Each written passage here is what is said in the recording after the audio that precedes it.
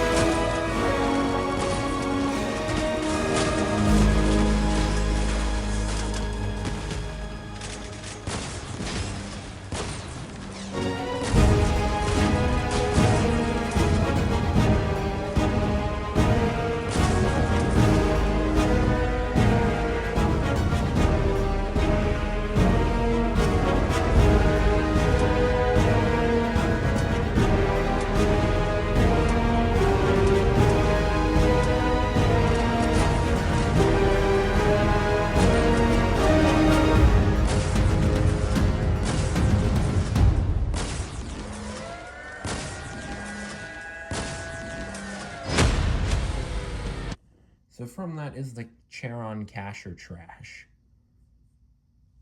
I mean, I guess Cash. I mean, it has everything going for it.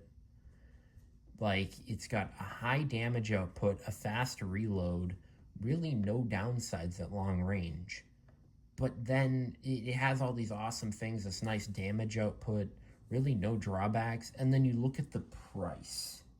So, to buy one Cheron, one singular Cheron, it is currently 105,000 coins with no sell requests. Or it does have a couple sell requests, but they're all at max price, which is just manipulating the market and just lowering the price. It's people attempting to lower the price. This thing is more than a gladiator. Like, two of them are more than a gladiator. So I don't know how I recommend that. I mean, it's a super powerful weapon, but it's like, it's the price of RAM nowadays. So I don't know how I recommend such a weapon at that price. I mean, if you had gotten it in the Exodus event, you could have gotten one for like 200-ish bucks, probably a bit less. And then that's what I did. I got one out of the event, and then I got one. I bought one on the market after selling a couple sets of relics. But it's 100,000 coins for one of these things. One of them. So, I mean, the weapon is awesome. It's super powerful at long range. It's definitely better than the Scorpion. But it's nearly 3 times as expensive as the Scorpion. In fact, it is 3 times as expensive as the Scorpion. So, I mean, I guess you pay for quality. I mean, the thing is, even if you had just 210,000 coins lying around, no one's selling the thing. There's like 20 Cheron players out there in this world right now. 20 of them. So yeah, it's very hard to recommend such a weapon. I mean, if you have 210,000 coins lying around and you have someone who's willing to sell them to you, go ahead. They're probably one of the best weapons in the game right now. But other than that, please consider to like and subscribe. See you next time. Bye-bye.